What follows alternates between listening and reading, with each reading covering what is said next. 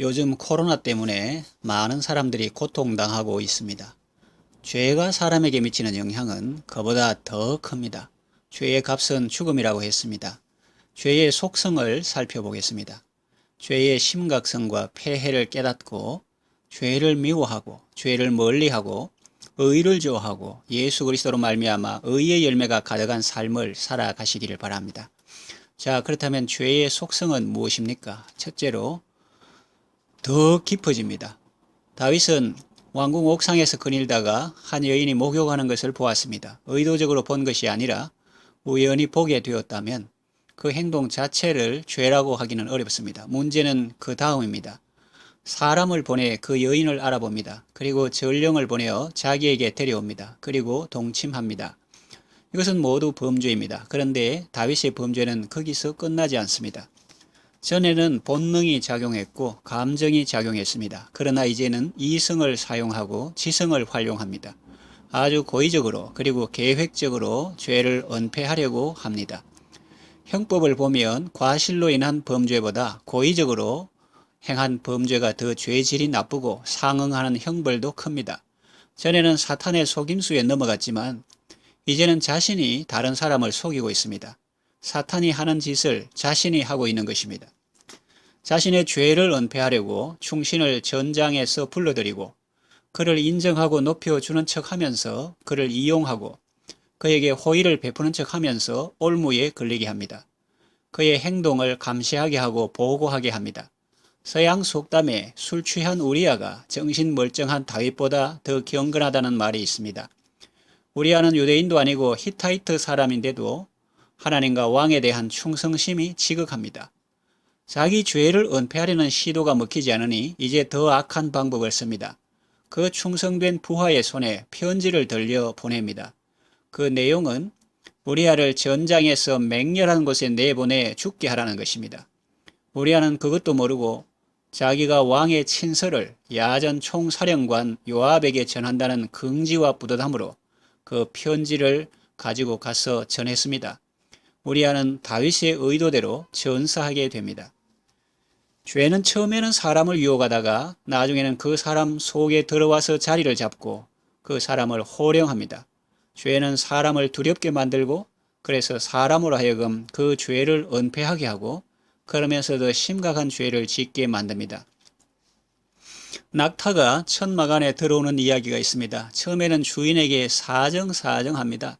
제발 머리만 좀 들어가게 해달라고. 그래서 주인이 허락하면 이제는 앞발만 넣게 해달라고 또 사정합니다.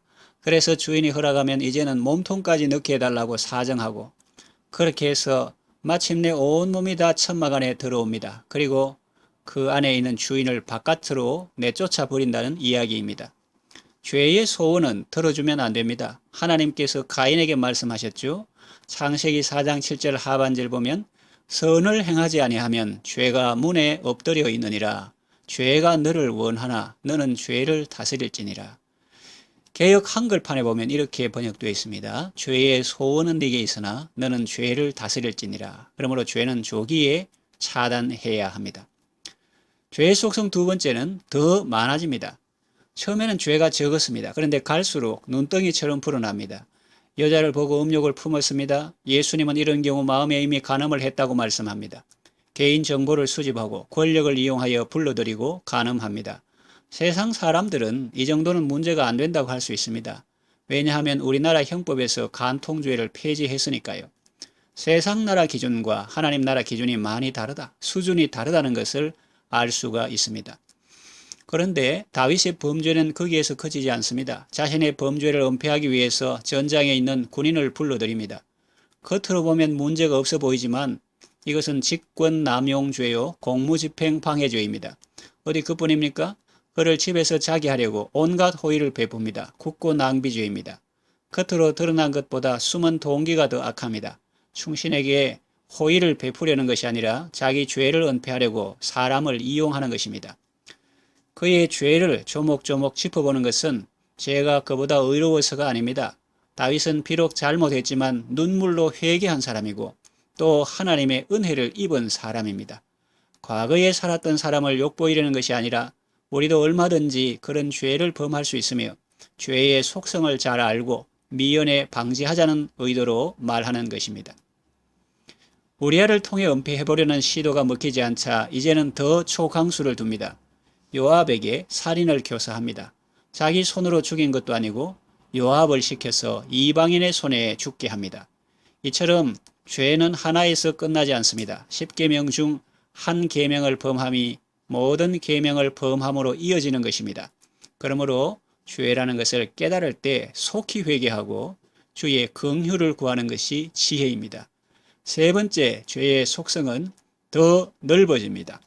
자기 혼자 죄 짓는 것도 모자라 다른 사람들까지 끌어들입니다. 다른 사람도 범죄자로 만듭니다.